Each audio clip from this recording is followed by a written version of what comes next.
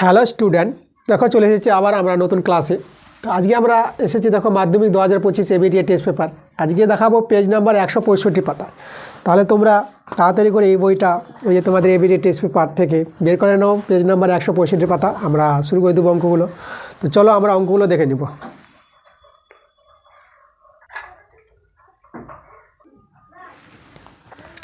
দেখো আমরা একের প্রশ্নগুলো চলে এসেছি। তো একের প্রশ্নগুলো আমাদের আছে এমসিকিউ টাইপের প্রশ্ন আছে। তাহলে আমরা একের 1, 2 একসঙ্গে নিয়েছি। তা দেখো একের 1 নম্বরে কী বলছে, আশিস 600 টাকা 5 মাসের জন্য ও তরুণ 500 টাকা 9 মাসের জন্য একটি ব্যবসা শুরু করলো। লভ্যাংশ তাদের মধ্যে বণ্টিত হবে যে অনুপাতে, মানে লভ্যাংশ কী অনুপাতে বণ্টিত হবে সেটা আমাদের বের করতে বলেছি। দেখো লভ্যাংশ কীভাবে, আমরা মূলধনের অনুপাতটা একই সময়ের ক্ষেত্রে মূলধনের অনুপাত যা হবে লভ্যাংশ অনুপাত তাই হবে। তাহলে একই সময়ের ক্ষেত্রে দেখো 600 টাকা 5 মাসের জন্য, তাহলে তার দেখো মূলধনটা আমরা বের করব 600 গুণিত 5, 600 টাকাটা 5 মাসের জন্য দেয় ইজ ডু। আর তরুণের 500 টাকাটা 9 মাসের জন্য দেয়, তাহলে 500কে 9 দিয়ে গুণ করতে হবে। তাহলে আমরা একই সময়ের ক্ষেত্রে তাদের মূলধনের অনুপাত পেয়ে যাব। আর এই মূলধনের অনুপাতটাই হবে আমাদের তাদের মধ্যে যে লাভের বণ্টিত অনুপাতটা সেটাই হবে আমাদের লভ্যাংশের অনুপাত। ঠিক আছে, একই সময়ের ক্ষেত্রে মূলধনের অনুপাতটা আর লভ্যাংশের অনুপাতটা সমান হয়, এটা তোমাদের জানতে হবে। তো চলো আমরা এটা সলভ করে নিই। এখানে দুটো শূন্য কাটাবো, 5 5 কেটে দেবো। তারপর এখানে যদি তোমরা দেখো 3 দিয়ে ভাগ করো, তো 3 দিয়ে 6, এখানে 2 হবে, 3 দিয়ে 6 আর 3 3 9। তাহলে আমরা দেখতে পাচ্ছি 2:3 আসছে অনুপাতটা। তাহলে আমাদের অ্যান্সারটা হয়ে যাবে ডি নাম্বারটা 2:3। এবার চলে এসো 2 নম্বর অঙ্কটা। 2 অঙ্কটা বলেছে দেখো এক্সের মান দেওয়া আছে 2 + √3 হলে x + 1/x এর মান কোনটা হবে। তাহলে এখানে আমাদের এক্সের মান দেওয়া আছে, 1/x এর মানটা আমরা বের করব। তাহলে 1/x বের করলে এটা আমাদের উল্টে যাবে, 1 হয়ে যাবে 2 + √3। তাহলে এখানে হর কম্বিনেশন করলে আমরা পাবো 2 - √3 উপরে, আর নিচে 2 + √3 আর 2 - √3। মানে আমরা করেছি কি 2 - √3 দিয়ে উপর নিচ গুণ করেছি, এভাবে হর কম্বিনেশন করা যায়। এটা আমাদের সূত্র পড়ে যাবে a² মানে b² করণী উঠে যাবে, মানে হর থেকে করণী সরালাম। আর এখানে a² - b², তাহলে √3 2 - √3 আছে, আর এখানে 4 - 3 এখানে। তাহলে আমরা পেয়ে গেলাম 2 - √3। তাহলে 1/x এর মানটা পেয়ে গেলাম 2 - √3। আচ্ছা এখানে আমরা যদি বসিয়ে দিই, x এর মান হচ্ছে আমাদের কত 2 + √3 আর 1/x এর মানটা, ঠিক আছে এই মানটা আমরা পুট করছি। 1/x এর মানটা পেলাম 2 - √3, -√3 কেটে যাবে, 2 আর 2 যোগ করে পেয়ে যাবে আমরা 4। তো 4 দেখো আমাদের সি নাম্বার অ্যান্সারটা মিলছে।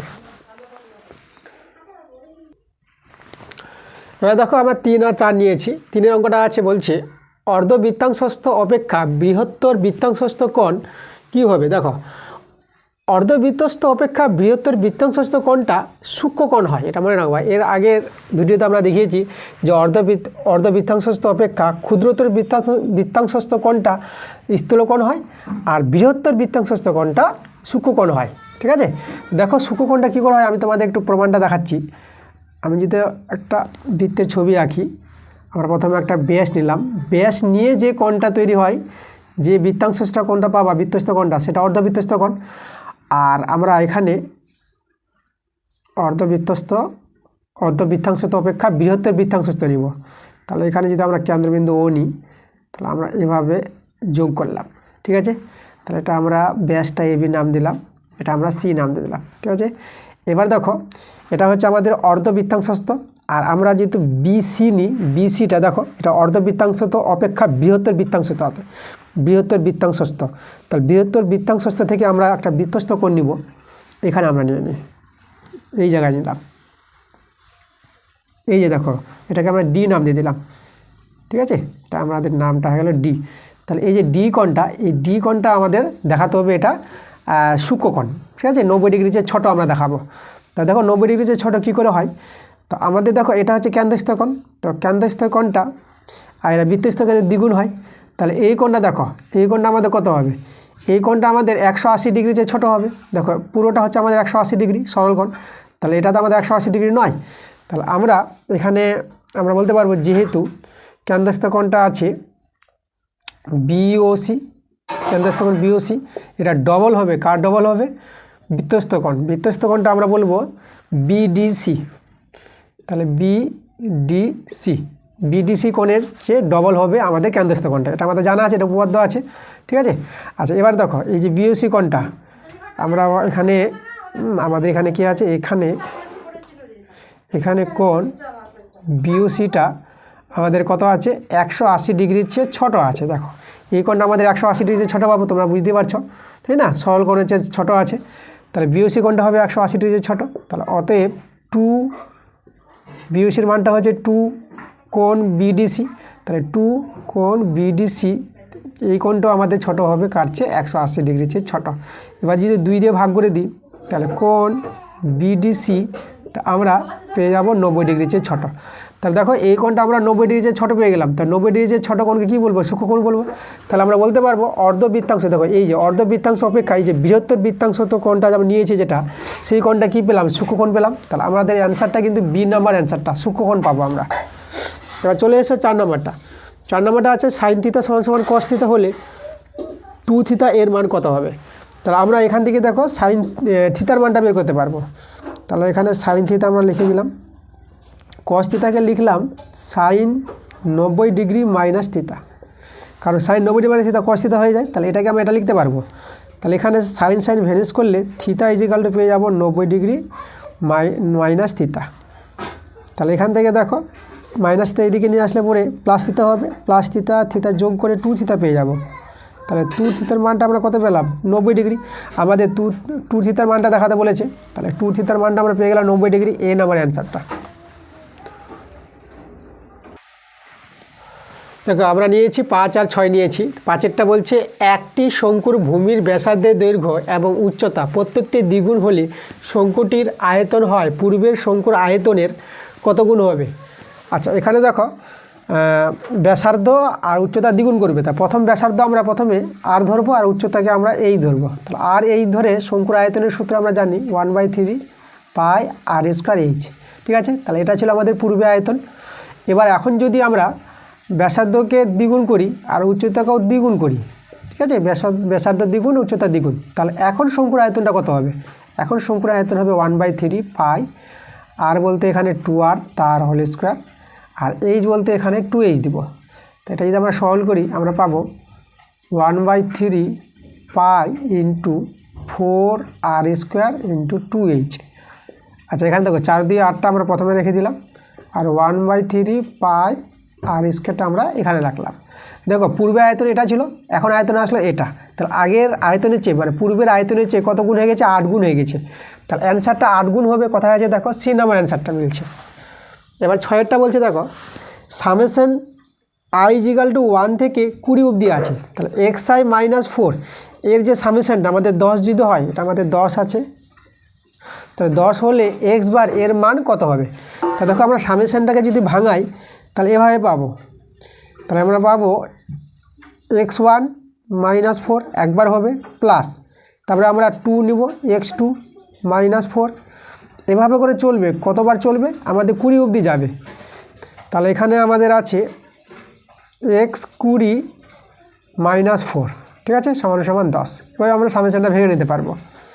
আচ্ছা এবার যদি আমরা দেখো কী করছি, আমরা x1 plus x2 plus dot dot dot plus কত অবধি যাবে, x20 অবধি, ঠিক আছে, এদেরকে নিলাম। আর এই যে -4 -4 কতবার -4 আছে, -4টা কিন্তু 20 বার আছে, 1 থেকে 20, তাহলে -4টা যদি 20 বার থাকে তাহলে -4কে আমরা 20 দিয়ে গুণ করে দেবো, পেয়ে যাবো টোটাল কতটি -4 আছে, তার মোটটা পেয়ে যাবো, 20 দিয়ে গুণ করি। আর এইদিকে আমাদের আছে 10। এখন আমরা করব কি, যেহেতু এখানে 20 আছে তা আমরা 20 দিয়ে ভাগ করব উভয় দিকে, তা 20 দিয়ে ভাগ করলে আমরা x1 plus x2 plus dot dot plus x20। আচ্ছা ভাগটা আমরা একে 20 দিলাম মাইনাস, আর এখানে আমরা যে আছে 4 × 20 এর নিচে আমরা 20 দিলাম, মানে পৃথক পৃথক করে ভাগটা করছি, ঠিক আছে, এর নিচে 20 এর নিচে 20 আর 10-এর নিচে আমরা 20 দিয়ে দিলাম। আমরা এইভাবে 20 দিয়ে ভাগ করতে পারবো। এবার দেখো এই যে আমাদের বলেছে এক্স বার, দেখো এটাকে আমাদের এক্স বার বলে 1 থেকে 20 অবধি, আর নিচে 20 আছে, এটা হচ্ছে আমাদের গড়, তাহলে গড়কে বলা হয় এক্স বার। তাহলে এর মানটা আমরা এক্স বার, এই যে এটা, তাহলে এখানে আমরা দেখো আমরা লিখে দেবো এটা এক্স বার, আর এখানে 20 20 কেটে গেল, তাহলে আমাদের থাকলো কত -4 আর সমান সমান এখানে 0 0 কেটে দাও, তাহলে আমাদের এখানে আছে 1/2। আচ্ছা, তাহলে x বার -4 সমান সমান 1/2 পেয়ে গেলাম। আমি একটু এখানে দেখাই, বা x বার সমান সমান 1/2 -4টাকে আমরা ডান দিকে নিয়ে গেলে +4 হয়ে যাবে।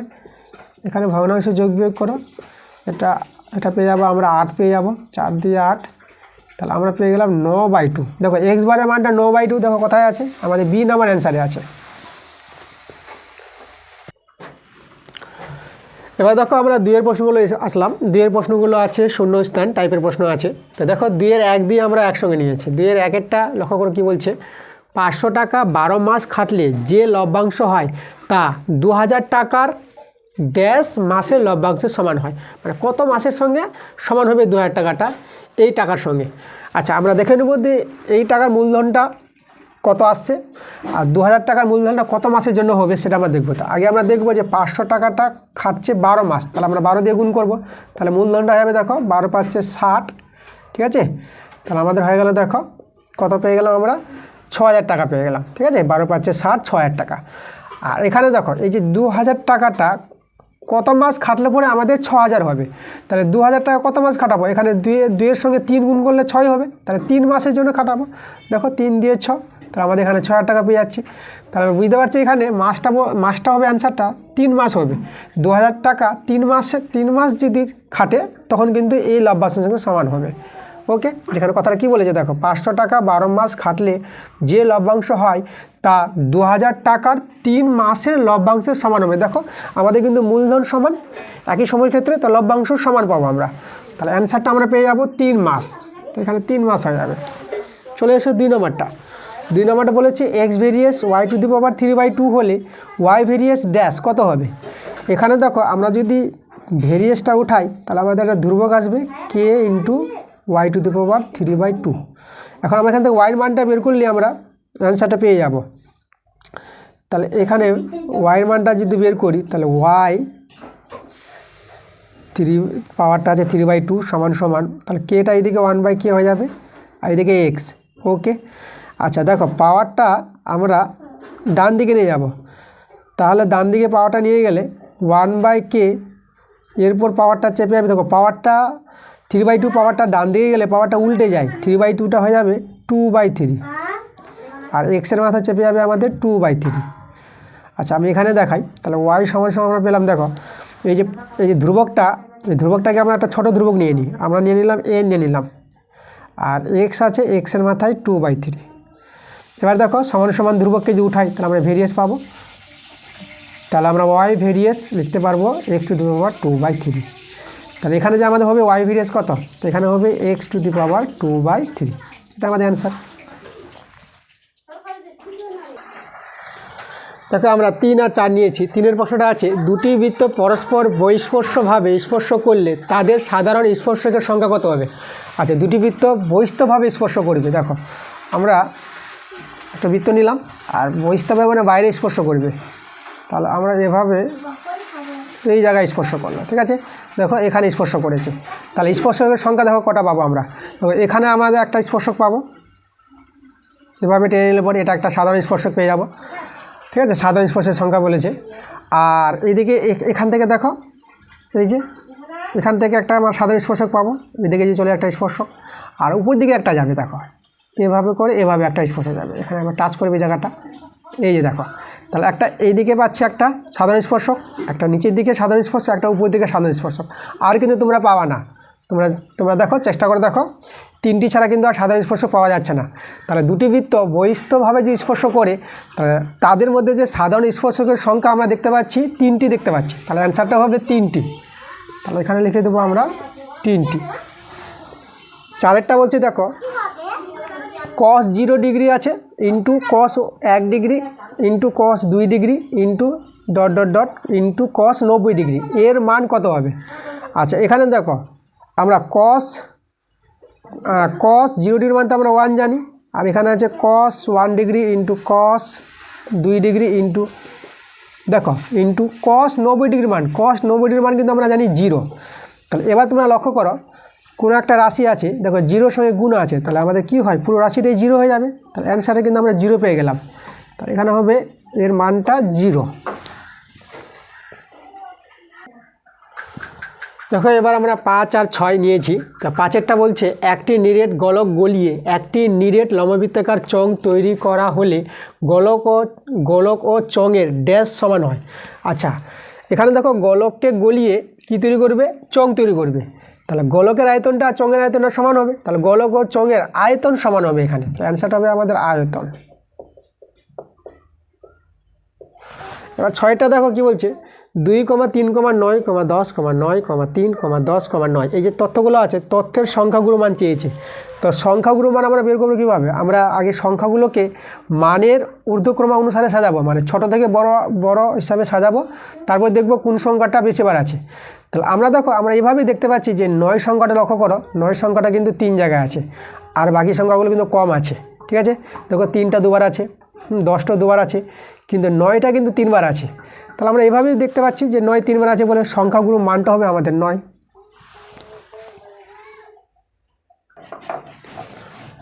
এবার দেখো আমরা 3-এর প্রশ্নগুলো আসলাম। 3-এর প্রশ্নগুলো যে আছে অঙ্কগুলো, এগুলো হচ্ছে সত্য মিথ্যা টাইপের অঙ্ক আছে।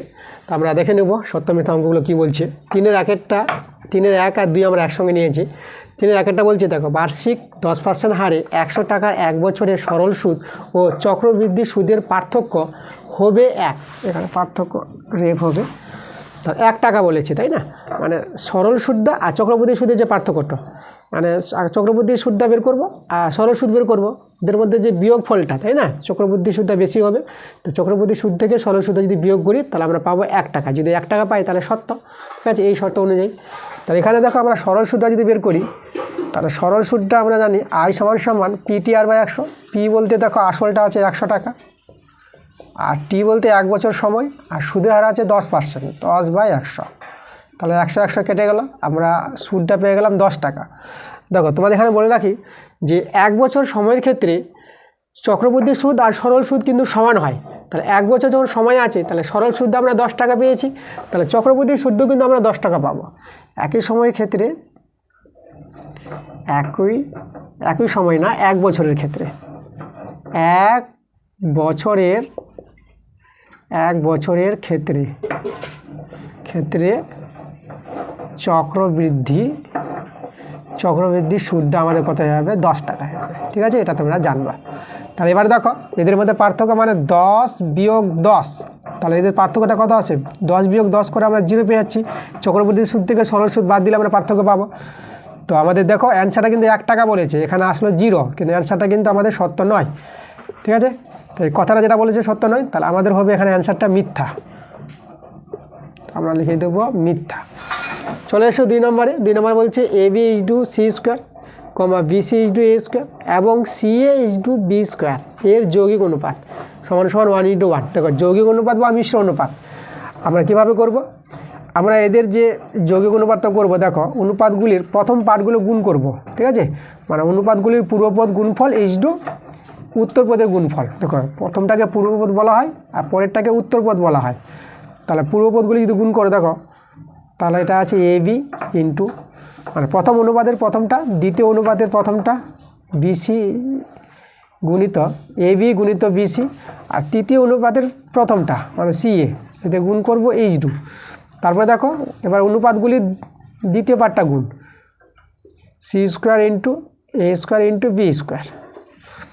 এখানে যদি গুণ করো এখানে পাবা A², B² C² পাবা H2, আর এখানে আছে A² B² C², দুই দিকে সমান আছে, তাহলে আমরা 1:1 আমরা এখানে পেয়ে গেলাম। দেখো আমাদের বলেছিল এদের যৌগিক অনুপাতটা 1:1, তাহলে আমাদের এখানে সত্য আছে অ্যান্সারটা, তাহলে এটা হবে আমাদের সত্য। দেখো আমরা 3 আর 4 নিয়েছি। তো এখানে দেখো 3-এরটা বলছে যে কোনো দুটি সমকোণী ত্রিভুজ সর্বদা সদৃশ্য। দেখো সর্বদা কিন্তু সদৃশ্য হবে না। দেখো কী করে, আমরা যদি দুটো সমকোণী ত্রিভুজ নিই, আমরা দেখো এই একটা সমকোণী ত্রিভুজ নিলাম আর এই একটা সমকোণী ত্রিভুজ নিলাম। আচ্ছা, দুটো ত্রিভুজকে সদৃশ্য কখন বলবো? যখন দেখো এটা তো আমাদের 90 ডিগ্রি আর এটাও আমাদের 90 ডিগ্রি, আর একটা কোণ যদি আমরা সমান পেয়ে যাই, ঠিক আছে, যে কোনো দুটো কোণ, তখনই দুটো ত্রিভুজকে সদৃশ্য বলবো। এবার দেখো দুটি সমকোণ ত্রিভুজ, এই দুটো কোণ যদি সমান হয় তখন সদৃশ্য বলবো। এখানে সমান নাও হতে পারে, এই কোণটা আমরা আলাদা মানে পেতে পারি। তাহলে দেখো সর্বদা কিন্তু সদৃশ্য হবে না, যদি সমান হয় দুটো করে কোণ তখন সদৃশ্য বলবো। তা সর্বদা সদৃশ্য বলেছে, তাহলে এখানে আমাদের কথাটা মিথ্যা হবে। তাহলে এখানে অ্যান্সারটা হবে আমাদের মিথ্যা। চলে এসে 4 নম্বরটা। 4 নম্বরটা বলছে একটি রশ্মির প্রান্তবিন্দুকে কেন্দ্র করে রশ্মিটিকে ঘড়ির কাঁটার বিপরীত দিকে ঘোরার জন্য উৎপন্ন কোণটি ধনাত্মক হবে। আচ্ছা, এই দেখো আমরা ছবি এঁকে বুঝে একটা রশ্মি বলেছি। আমরা যদি বলি এক্স অক্ষ ওয়াই অক্ষ এভাবে নিলাম। এবার একটা রশ্মি আছে, দেখো একটা রশ্মি, ধরো আমরা এটাকে যদি আমরা রশ্মি মনে করি, ঠিক আছে, এই যে রশ্মিটা এখানে ও, এটা ও এ রশ্মি। তাহলে এই রশ্মিটা ঘড়ির কাঁটার বিপরীত দিকে ঘুরবে। দেখো ঘড়ির কাঁটা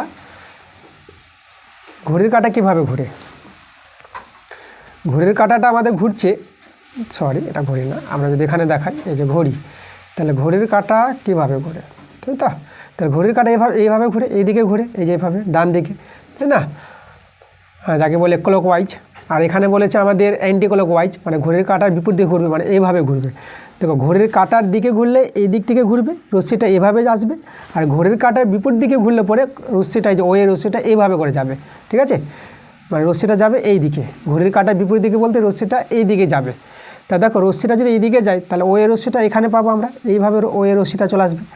তাহলে দেখো এইদিকে যে কোণগুলো তৈরি হবে, তোমরা দেখো আমরা জানি এখানে লেখচিত্রে দেখেছিলাম যে এই যে প্রথম পার্টটা, এইদিকে আমাদের কি হয়, এইদিকে কোণগুলো ধনাত্মক কোণ তৈরি হয়, তাই না? এই যেখানে পাবো থিতা কোণটা, সেটা পাবো ধনাত্মক। আর এইদিকে যদি আসতো এই নিচের দিকে, তো নিচের দিকে কোণটা কিন্তু আমরা মাইনাস থিতা পেতাম, এদিকে মাইনাস থিতা। তাহলে আমাদের দেখো উপর দিকে যেহেতু ঘুরছে ঘড়ির কাঁটার বিপরীত দিকে, তাহলে কোণটা পাবো ধনাত্মক। এখানে যে কথা বলেছে যে এভাবে ঘড়ির কাঁটার বিপরীত দিকে ঘোরার জন্য উৎপন্ন কোণটি ধনাত্মক হবে বলেছে, কথাটা কিন্তু সত্য বলেছে। দেখো এদিকে কোণটা আমাদের ধনাত্মক পাবো, মানে এখানে পাবো আমরা প্লাস থিতা পাবো, কোণটা ধনাত্মক কোণ প্লাস থিতা। তাহলে এখানে আমাদের কথাটা সত্য বলেছে, অ্যান্সারটা হয়ে যাবে সত্য।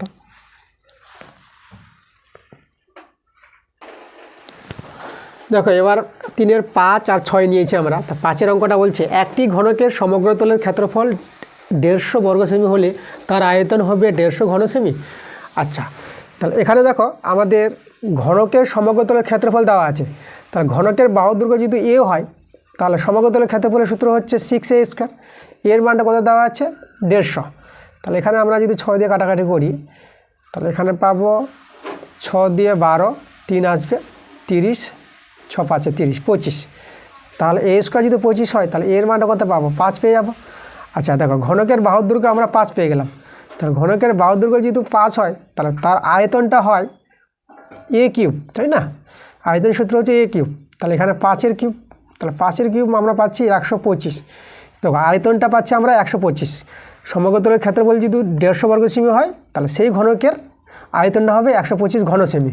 কিন্তু আমাদের বলেছে 150 ঘন সেমি, তাহলে আমাদের এটা অ্যান্সারটা কিন্তু আমরা মিথ্যা হবে, তা আমাদের মিথ্যা পেলাম। এবার 6-এরটা বলছে 2, 3, 9, 10, 9, 3, 9 তথ্যের মধ্যমান 10। আচ্ছা, আমরা এই তথ্যের মধ্যমান বের করে দেখব কী বের হয়। তাহলে মধ্যমান বের করার যে আমাদের নিয়মটা আছে, প্রথমে মানগুলোকে মানের ঊর্ধ্বক্রম অনুসারে সাজাবো, মানে ছোট থেকে বড় আকারে সাজাবো। তো ছোট আমরা দেখতে পাচ্ছি 2, তারপরে আছে 3, 3-এর পরে আমরা ছোট দেখতে পাচ্ছি কত দেখতে পাচ্ছি 9, 9 আছে, আবার 9 আছে, আবার 9 আছে, 9 এখানে 3টা 9 পাচ্ছি। আচ্ছা 9-এর পর আবার দেখতে পাচ্ছি কি আছে? 10 আছে, ঠিক আছে। 10 আমাদের একটা আছে, 1 2 3 4 5 6 7, 1 2 3 4 5 6। আচ্ছা একটা সংখ্যা আমাদের ছুটে গেছে, 3টা দুবার হয়ে গেছে। তাহলে আমাদের এখানে 3টা আর একবার নিতে হবে, 3টা দুবার ছিল। তা দেখো আমরা সংখ্যাগুলোকে মানের ঊর্ধ্বক্রম অনুসারে সাজিয়ে নিয়েছি ছোট থেকে বড়। এবার এভাবে সাজিয়ে আমাদের দেখতে হবে মধ্যমা কত বের হয় মধ্যমাটা। তো মধ্যমা দেখো এদিকে 3টা সংখ্যা আর এইদিকে 3টা সংখ্যা, তাহলে মাঝের সংখ্যাটাকে মধ্যমা বলবো আমরা। এখানে একবার আমরা বলতে পারবো মধ্যমা, ঠিক আছে। তাহলে আমরা এই তথ্যের মধ্যমাটা দেখতে পাচ্ছি 9, কিন্তু আমাদের দেওয়া আছে কত? 10। তাহলে কিন্তু এখানেও অ্যান্সারটা আমাদের মিথ্যা হবে, অ্যান্সার পেয়ে গেলাম আমরা মিথ্যা। দেখো এবার আমরা 4-এর প্রশ্নগুলো চলে এসেছি। 4-এর প্রশ্নগুলো কিন্তু 2 মার্কের আছে, এক একটা প্রশ্নের জন্য তোমরা 2 নম্বর পেয়ে যাবা। তো দেখো আমরা 4-এর 1-একটা নিয়েছি। 4-এর 1-একটা বলছে বার্ষিক সরল সুদের হার 4% থেকে কমে 3.3/4% হওয়ায় এক ব্যক্তির আয় 60 টাকা কমে গেল। এবার ওই ব্যক্তির আসল নির্ণয় করো। দেখো আসলটা মূলধনটা বের করতে বলেছে। তাহলে দেখো সুদের হার 4% থেকে কমে এই হয়ে যায়, তাহলে আমাদের সুদের হারটা কত কমছে? তাহলে আমরা অ্যান্সার দিয়ে লিখব সুদের হার কমে হয়।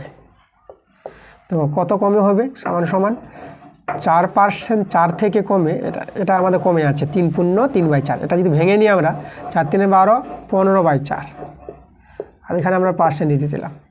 তাহলে এখানে যদি আমরা সরলটা করি, এদিকে 4×4 = 16, আর 16 থেকে 15 চলে গেলো 1/4 আমরা দেখতে পাচ্ছি। তাহলে এত % কমে হয় এটা সুদের হারটা। এবার দেখো আমরা এখান থেকে বলতে পারবো বার্ষিক আয়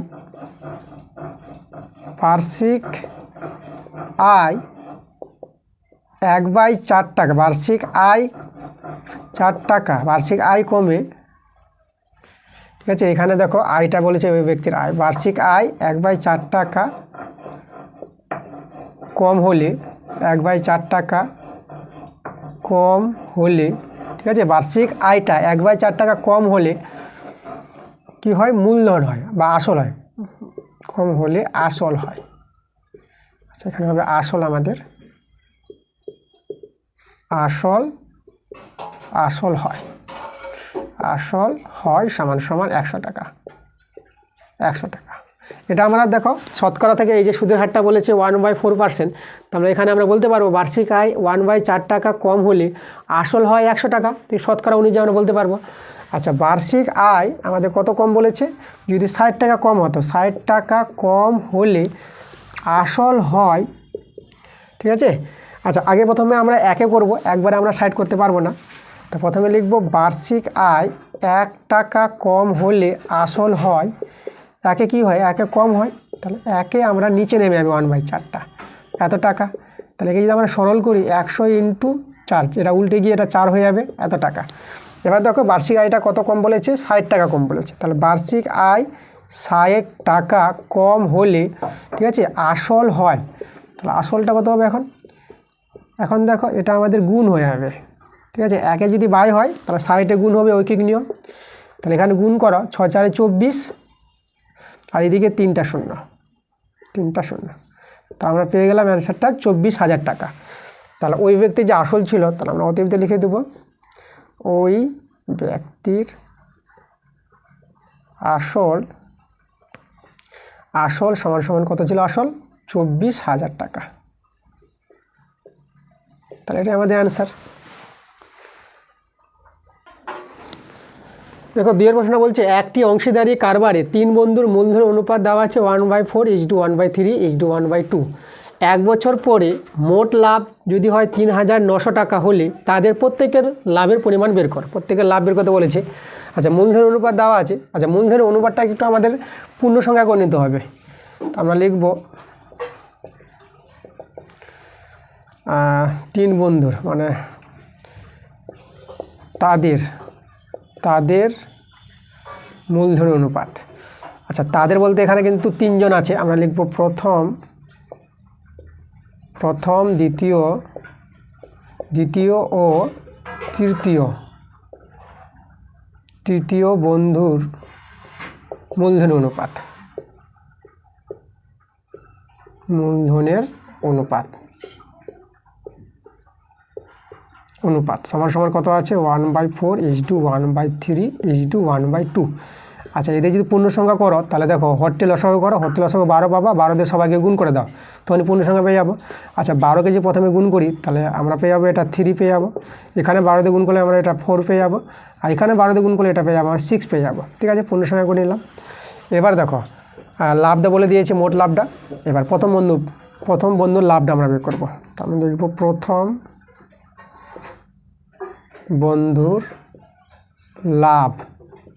বন্ধুর লাভ হয়।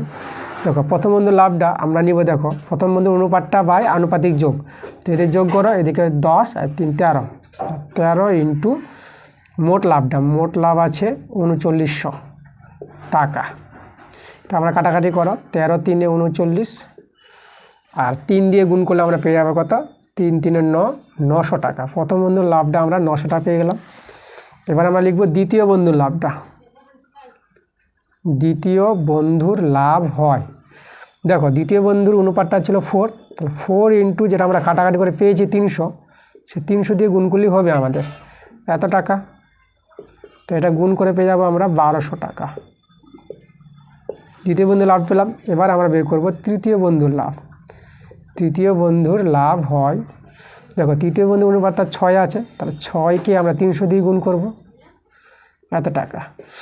এখানে গুণ করে হবে আমাদের 1800 টাকা।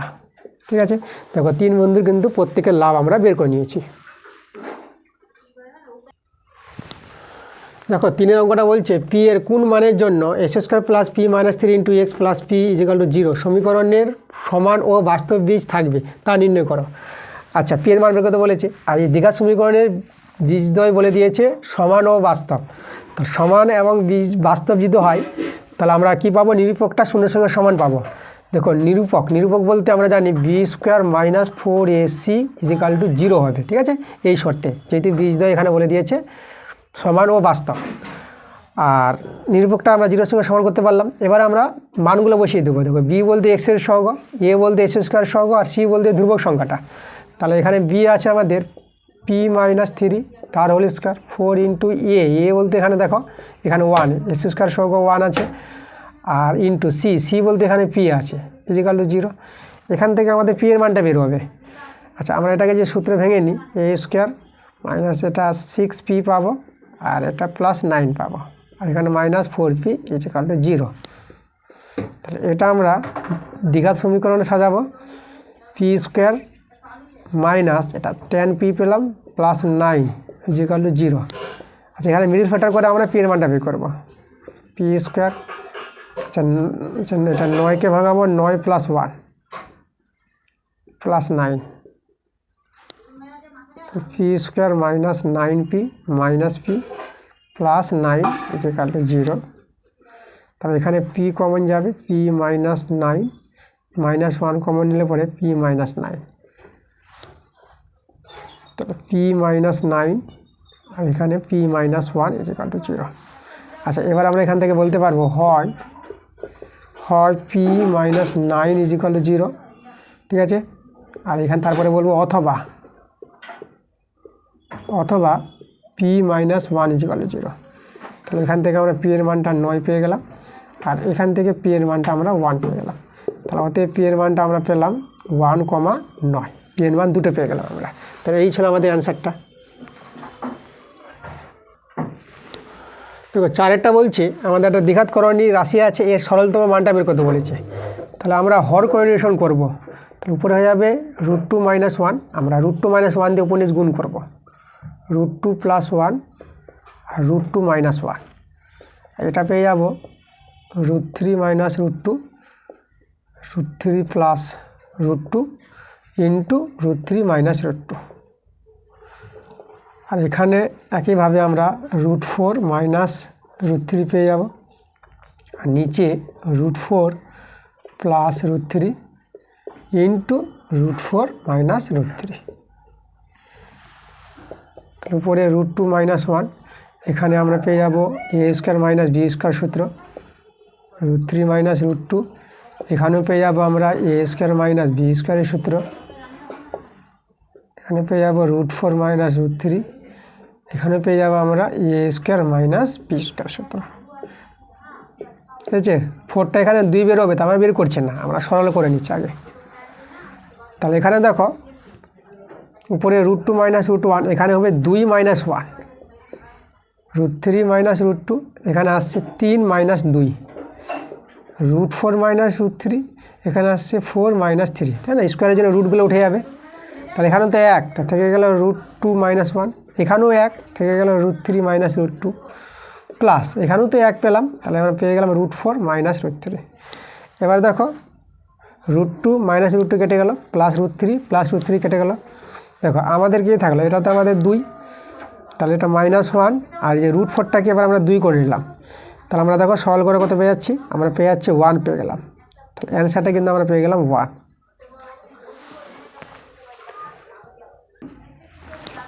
দেখো 5 প্রশ্ন বলছে একটি বৃত্তের দুটি জে এবি এবং এসি পরস্পর লম্ব, এবি 4 সেমি এবং এসি 3 সেমি হলে বৃত্তটির ব্যাসার্ধ দৈর্ঘ্য নির্ণয় করো। আচ্ছা, আমাদের একটা বৃত্ত আছে, আমরা বৃত্ত অঙ্কন করলাম। আমাদের দেখো এবি একটা জে নিলাম, এটা নাম দিলাম আমরা এ, এটা বি নাম দিলাম। এবার এসি, তাহলে এসি আর একটা জে বলেছে এসি। দেখো এই জে দুটি আমাদের কি বলেছে, পরস্পর লম্ব। পরস্পর লম্ব হলে এটা কী হবে, 90 ডিগ্রি। তাহলে দেখো এটা যে 90 ডিগ্রি হয়, তাহলে আমাদের যদি আমরা বিসি যোগ করি তাহলে এটা কিন্তু আমাদের ব্যাস হবে, ঠিক আছে, শর্ত অনুযায়ী। কারণ ব্যাস হবে তারপর তো অর্ধবৃত্তের তো কোনো সমকোণ হবে। তাহলে বিসিটা আছে এখানে আমাদের ব্যাস, এটাকে আমরা ব্যাস দেখাবো, এটা হচ্ছে আমাদের ও। তাহলে এখানে আমরা বলে দেবো অ্যান্সার, যেহেতু এবি লম্ব এসি, তাহলে অতএব কোণ বিএসিটা আমরা 90 ডিগ্রি পেয়ে গেলাম, ঠিক আছে। তাহলে এখানে আমরা কি পাবো, তাহলে এখানে শর্ত অনুযায়ী, শর্ত অনুযায়ী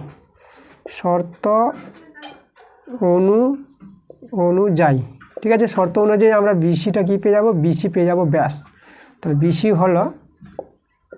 বিসি হলো ব্যাস, তাই না, বলো। দেখো ব্যাস হবে, কারণ ব্যাস হয়ে তো আমাদের অর্ধবৃত্ত তখন 90 ডিগ্রি হয়, 90 ডিগ্রি। তাহলে এই যখন 90 ডিগ্রি আছে তাহলে বিসিটাকে তো ব্যাস হতেই হবে, তাহলে শর্ত অনুযায়ী কিন্তু আমাদের বিসিটা ব্যাস। আচ্ছা, এবার দেখো আমরা এটা সমকোণী ত্রিভুজ পেয়ে গেছি। তাহলে সমকোণী ত্রিভুজ এবিসি থেকে, তাহলে আমাদের দেখো অতিভুজটা হচ্ছে বিসি, তাহলে অতিভুজ স্কোয়ার সমান ভূমি স্কোয়ার প্লাস লম্বা স্কোয়ার। তো এখানে বিসির মানটা বের করতে পারবো। এবি জানা আছে, দেখো এবিটা আমাদের বলে দিয়েছে দেখো 4, আর এসিটা বলে দিয়েছে 3। তাহলে এখানে হবে 4-এর স্কোয়ার আর 3-এর স্কোয়ার, 16 প্লাস 9 পেয়ে গেলাম 25, ঠিক আছে। তাহলে অতএব আমরা বিসিটা কত পেয়ে গেলাম, বিসিটা পেয়ে গেলাম 5। আচ্ছা, বিসি 5 পেয়ে গেলে পরে আমরা ওবি পেয়ে যাব, ঠিক আছে, কারণ ওবি হচ্ছে ব্যাসার্ধ। তাহলে ওবি পেয়ে যাব আমরা 5/2, ব্যাসের অর্ধেক ব্যাসার্ধ হয়। তাহলে এটা পেয়ে গেলাম আমরা 2.5। তাহলে আমাদের ব্যাসার্ধের দৈর্ঘ্য বলেছিল, তাহলে আমরা অতএব দিয়ে লিখে দেবো ব্যাসার্ধের দৈর্ঘ্য কত, 2.5 সেমি, ঠিক আছে, এটাই আমাদের অ্যান্সার। দেখো 6 প্রশ্ন আছে, ত্রিভুজ এবিসি এর পরিকেন্দ্র ও কোণ বিএসি 85 ডিগ্রি এবং কোণ বিসিএ 55 ডিগ্রি হলে কোণ ওএসি এর মান নির্ণয় করো। আচ্ছা, আমাদের ত্রিভুজের এবিসি ত্রিভুজের পরিকেন্দ্র ও বলে দিয়েছে। তাহলে এখানে যদি আমরা এই জায়গায় ছবি রাখি, আমরা এবিসি ত্রিভুজ, এ বি সি আমাদের একটা ত্রিভুজ, এই ত্রিভুজের পরিকেন্দ্র মানে একটা পরিবৃত্ত হবে। তাহলে আমরা একটা যে পরিবৃত্ত তৈরি করি, এই যে দেখো আমরা একটা পরিবৃত্ত করলাম, তাহলে এখানে আমরা পরিকেন্দ্র নিয়ে নিলাম। এবার দেখো আমাদের যে মানগুলো দেওয়া আছে, বিএসি এই কোণটা আমাদের দেওয়া আছে 85 ডিগ্রি, আর বিসিএ মানে এই কোণটা দেওয়া আছে আমাদের 55 ডিগ্রি। তাহলে আমরা এই কোণটা বের করতে পারবো ত্রিভুজের ধর্ম অনুযায়ী। তাহলে আমরা এটা আগে বের করে নিই, তারপর আমরা দেখছি কি করা যায়। এই কোণটা আমাদের কাজে লাগবে। আচ্ছা, তাহলে এই কোণটা আমরা যে বের করি, দেখো ত্রিভুজ এবিসি থেকে আমরা পাবো কোণ এবিসিটা আমরা পাবো 180 degree minus 85 degree plus 55 degree. 180 ডিগ্রিটা যোগ করলে আমরা পেয়ে যাবো এদিকে 10 আর 8 5 13 14, 140 ডিগ্রি। এটা পেয়ে গেলাম আমরা কত, 40 ডিগ্রি পেয়ে গেলাম। আচ্ছা, তাহলে এই কোণটা আমরা পেয়ে গেলাম 40 ডিগ্রি। এবার দেখো কার মান বের করতে বলেছে, আমাদের বের করতে বলেছে কোণ ওএসি। তাহলে কোণ, এটা পরিকেন্দ্রটা ও বলেছে, তাহলে ওএসি, তাই না, ওএসি মানে এই কোণটা, দেখো এই কোণটা। তাহলে ওএসি মানে এই কোণটা আমাদের বের করতে বলেছে। তাহলে আমরা এইদিকে ওসি যুক্ত করে নিলাম, ঠিক আছে, ওসি যুক্ত করে নিলাম। তাহলে আমাদের এখন এওসি একটা ত্রিভুজ হয়ে গেল। আচ্ছা, এবার লক্ষ্য করো আমাদের এসি চাপের উপর অবস্থিত আছে, এটা হচ্ছে কেন্দ্রস্থ কোণ আর এটা হচ্ছে আমাদের বৃত্তস্থ কোণ। তাহলে এটা বৃত্তস্থ কোণ হলে পরে কেন্দ্রস্থ কোণটা কী হয়, ডবল হবে। তাহলে আমরা এই কোণটা পেয়ে যাব। আমরা বলবো যে এসি চাপের উপর অবস্থিত কেন্দ্রস্থ কোণ কেন্দ্রস্থ কোণটা আছে আমাদের এওসি,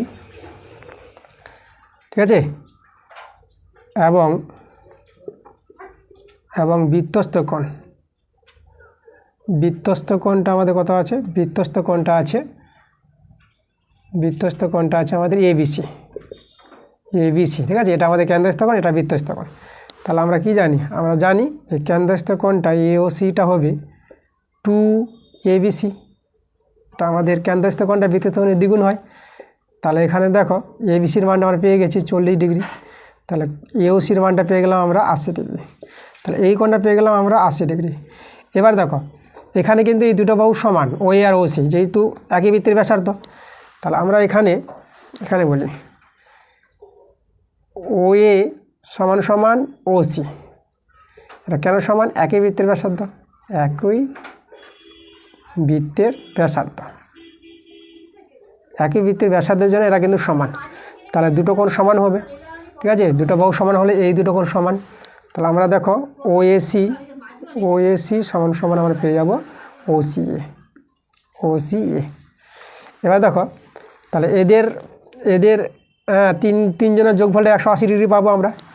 তাহলে আমরা যদি বের করতে চাই ত্রিভুজ এওসি থেকে কার মানটা বের করতে চাইছি? আমরা বের করতে চাইছি ওএসি এর মানটা।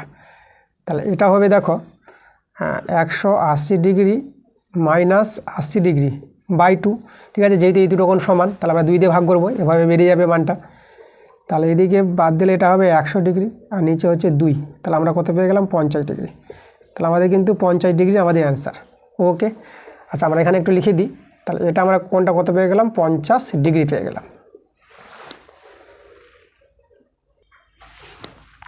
দেখো 7 প্রশ্ন বলছে একটি বৃত্তস্থ চতুর্ভুজের পরপর 3টি কোণের অনুপাত 1:2:3 হলে প্রথম ও তৃতীয় কোণের মান নির্ণয় করো। আচ্ছা আমাদের এখানে বৃত্তস্থ চতুর্ভুজ বলে দিয়েছে। তাহলে আমরা যদি বৃত্তস্থ চতুর্ভুজ তৈরি করি, একটা নাম দেবো এ বি সি ডি।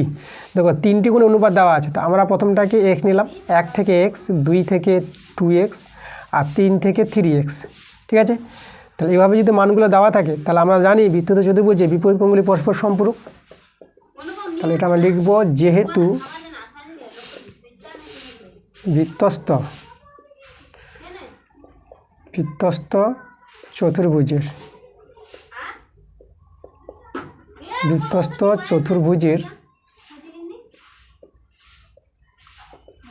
বিপরীত কোণগুলি পরস্পর সম্পূরক। এটা আমাদের উপপাদ্য আছে, ঠিক আছে। মানে পরস্পর সম্পূরক বলতে এদের যোগফলটা 180 ডিগ্রি হবে। তাহলে আমরা অতএব দিয়ে বলতে পারবো কোণ এ প্লাস কোণ সি সমান সমান 180 ডিগ্রি। তাহলে কোণ এ এর মানটা আমরা নিয়েছি এক্স প্লাস, আর কোণ সি এর মানটা নিয়েছি আমরা 3x, ঠিক আছে। তাহলে এখানে পেয়ে যাবো আমরা 180 ডিগ্রি। আচ্ছা এখানে আমরা একটু ধরিতে লিখে দিই, ধরি 3টি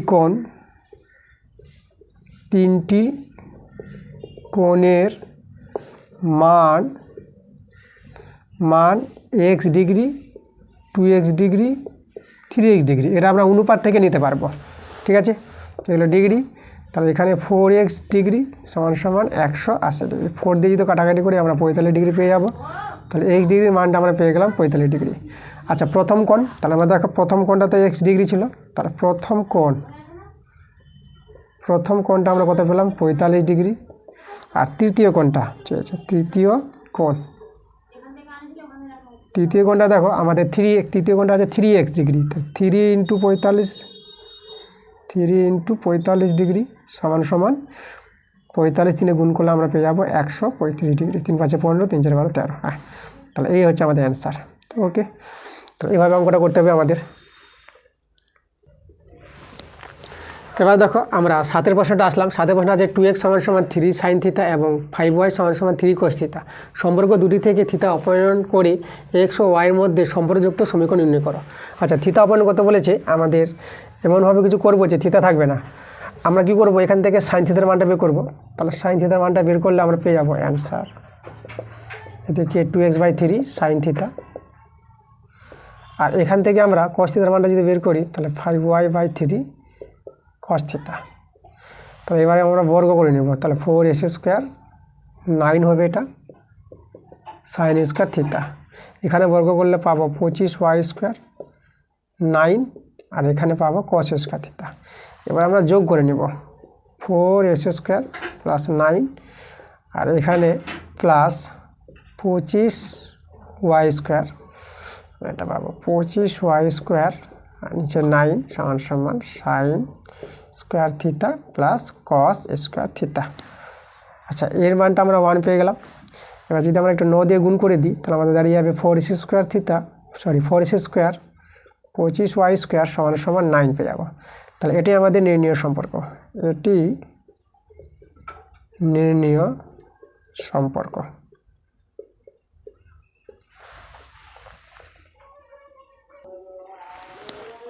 দেখো 9 নম্বর প্রশ্ন বলেছে থিটার মানটা 0 ডিগ্রি থেকে 90 ডিগ্রির মধ্যে আছে, যদি হয় তাহলে এই যে 4 cosec square theta plus 9 sine square theta এর সর্বনিম্ন মানটা বের করতে বলেছে। তাহলে আমরা দেখো সর্বনিম্ন মানটা বের করব 4 cosec square theta plus 9 sine square theta. আমরা a² + b² আকারে তৈরি করব। 2 cosec থিটা তার হোল স্কোয়ার করলাম প্লাস, আর এটাকে 3 সাইন থিটা তার হোল স্কোয়ার করলাম।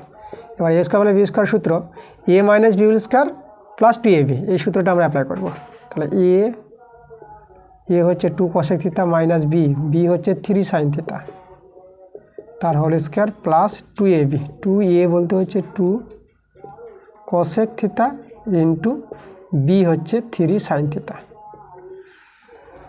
আচ্ছা, তাহলে এখানে আমাদের 2 cosec theta minus 3 sine theta তার হোল স্কোয়ার।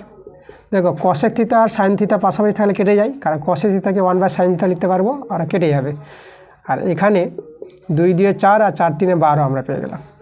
এবার দেখো একটা রাশির বর্গ আছে, এই বর্গের মানটা যদি আমরা না লিখি, হয় এর মানটা কী হবে, এই রাশির বর্গের মানটা হয় 0 হবে কিংবা 0-এর চেয়ে বড় হবে। তাহলে একে যদি আমরা না লিখি তাহলে এই মানটা হয় 12-এর সঙ্গে সমান হবে, না হলে 12-এর চেয়ে বড় হবে এই মানটা। তাহলে আমরা এই মানটা ছেড়ে দিলে, ঠিক আছে, তাহলে এই মানটা আমাদের চলে আসবে 12 কিংবা 12-এর চেয়ে বড়। আমি এটাকে যেখানে লিখে দেখাই 4 cosec square theta plus 9 sine square থিটার এর মানটা, ঠিক আছে। এটাকে যদি আমরা না লিখি তাহলে এটা কমে গেল, এটা ছোট হয়ে যাবে আর এটা বড় হয়ে যাবে, ঠিক না। কোনো পার্টকে তুমি লিখবে না, তাহলে এটা ছোট হবে আর এটা বড় হবে, ঠিক না। সমান কেন হবে, যদি 0 হয়ে যায় তাহলে সমান হবে, আর 0 চেয়ে যে বড় হয় তাহলে এ বড় হয়ে যাবে একে না লেখার জন্য। তাহলে দেখো আমরা এখানে পেয়ে গেলাম এত এর সবচেয়ে ছোটো মানটা 12, মানে 12 ছোট হবে, 12-এর চেয়ে আর ছোটো হবে না, 12-এর চেয়ে বড় হবে, এই মানটা বোঝাচ্ছে এখানে এর মানটা হয় 12 আছে কিংবা 12-এর চেয়ে বড় আছে। তাহলে এত এর সর্বনিম্ন মানটা আমরা 12ই পেলাম, 12 চেয়ে আর ছোটো হবে না। তাহলে আমরা বলতে পারবো ওতে 4 cosec square theta plus 9 sine square theta এর সর্বনিম্ন মান কত পেয়ে গেলাম আমরা, 12 পেয়ে গেলাম। তাহলে এটাই আমাদের অ্যান্সার। দেখো এবার 10-এর প্রশ্নটা বলছে একটি লম্ববৃত্তাকার শঙ্কুর উচ্চতা 12 সেমি এবং আয়তন 100 পাই ঘন সেমি, শঙ্কুটির তির্যক উচ্চতা নির্ণয় করতে বলেছে। আচ্ছা, উচ্চতা বলে দিয়েছে, এখানে আমাদের শঙ্কুর ভূমির ব্যাসার্ধ আমরা ধরে নিব। অ্যান্সার ধরি শঙ্কুর ভূমির ব্যাসার্ধ আমরা আর সেমি নিয়ে নিলাম। তাহলে এবার দেখো এখানে শঙ্কুর আয়তন দেওয়া আছে, তাহলে অতএব শঙ্কুর আয়তনে আমরা সূত্র জানি 1/3 পাই আর স্কোয়ার এইচ। এখানে আমাদের কিন্তু উচ্চতা 12, ঠিক আছে, আমাদের এখানে দেওয়া আছে এই সমান 12 দেওয়া আছে প্রশ্নে। তাহলে আমরা সমান করতে পারবো 1/3, দেখো পায়ের মানটা যদি আমরা বসিয়ে দিই তাহলে পায়ের মানটা হয়ে গেল 22-এর 7 আর আর স্কোয়ার থাক 12, এর মানটা কত দেওয়া আছে 100 পাই আমরা যদি কেটে দিই। আচ্ছা, এখানে পাইটা আমরা যদি রেখে দিতাম, পাইটা যদি না বসায় মানটা, তাহলে পাই আর পাই আমরা কেটে দিলাম। এখানে 3 4 12, তাহলে আর দেখো এখানে যদি কাটাকাটি করি 4 আর 100 হয়, তাহলে এখানে 25 পাবো। তাহলে আর স্কোয়ার আমরা পেলাম 25। তাহলে আর এর মান কত পেয়ে গেলাম? আর এর মানটা আমরা 5 পেয়ে গেলাম। এবার তির্যক উচ্চতা দেখো বের করতে বলেছে। তাহলে তির্যক উচ্চতা আমরা শঙ্কুর কী করে পাবো? দেখো একটা শঙ্কুর যদি আমরা ছবিটাকে দেখাই তোমাদের, এটা হচ্ছে আমাদের ব্যাস ও এ বি, এটা হচ্ছে ও বিটা ব্যাসার্ধ, ও এটা হচ্ছে আমাদের উচ্চতা, আর এ বিটা হচ্ছে আমাদের তির্যক উচ্চতা। তাহলে আমরা ধরে নিব, ধরি শঙ্কুর তির্যক উচ্চতা, যেটাকে আমরা এল বলবো, ঠিক আছে। আচ্ছা, তির্যক উচ্চতাকে আমরা এল ধরবো, তির্যক উচ্চতা আমরা এল সেমি ধরে নিলাম, ঠিক আছে। তাহলে আমরা লিখব যেহেতু এটা হচ্ছে সমকোণী ত্রিভুজ, তাহলে এখানে দেখো সমকোণী ত্রিভুজের এটা হচ্ছে এই বিটা অতিভুজ, এটা হচ্ছে আমাদের 90 ডিগ্রি কোণ। তাহলে আমরা পেয়ে যাবো এল স্কোয়ার সমান সমান আর স্কোয়ার প্লাস এইচ স্কোয়ার।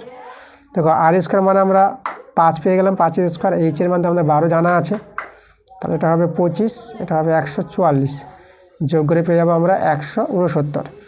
তাহলে অতএব এল এর মানটা কত পেয়ে যাবো? 169 বর্গমূলটা আমরা পেয়ে যাবো 13, ঠিক আছে। তার দেখো আমরা শঙ্কুর তির্যক উচ্চতা পেয়ে গেলাম। অতএব শঙ্কুর তির্যক উচ্চতা কত পেলাম? 13 সেমি।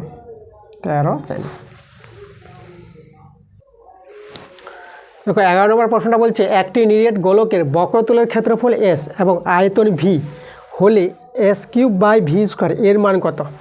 আচ্ছা, এখানে দেখো গোলকের বক্রতলের ক্ষেত্রফল দেওয়া আছে আর আয়তনও দেওয়া আছে। আমরা ধরে নিব, স্যার ধরি গোলকের ব্যাসার্ধ পেয়ে গেলে আমরা বক্রতলের ক্ষেত্রফল পেয়ে যাবো আর আয়তনে পেয়ে যাবো। ধরি গোলকের ব্যাসার্ধ আমরা ধরে নিলাম আর একক। তো গোলকের ব্যাসার্ধ যদি আর একক হয়, তাহলে অতএব গোলকের বক্রতলের ক্ষেত্রফল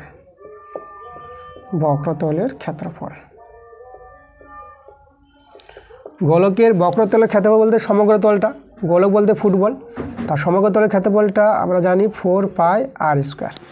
আচ্ছা, এবার আমরা অতএব গোলকের আয়তন আমরা বের করবো। গোলকের আয়তনের সূত্র তোমরা জানবা 4/3 পাই আর কিউ, ঠিক আছে। এটা হচ্ছে গোলকের আয়তনের সূত্র। এবার আমরা কি করব? এবার আমাদের মানগুলো দেওয়া আছে, দেখো বক্রতলের ক্ষেত্রফলটা আছে এস আর আয়তনটাকে বলেছে ভি। তাহলে আমরা করব এখন আমাদের এস কিউব আর ভি স্কোয়ার এর মানটা বের করতে বলেছে। দেখো এস এর মানটা আমরা জানলাম 4 পাই আর স্কোয়ার কিউব, আর ভি এর মানটা আমরা জানলাম 4/3 পাই আর কিউব। তাহলে এখানে স্কোয়ার দেবো।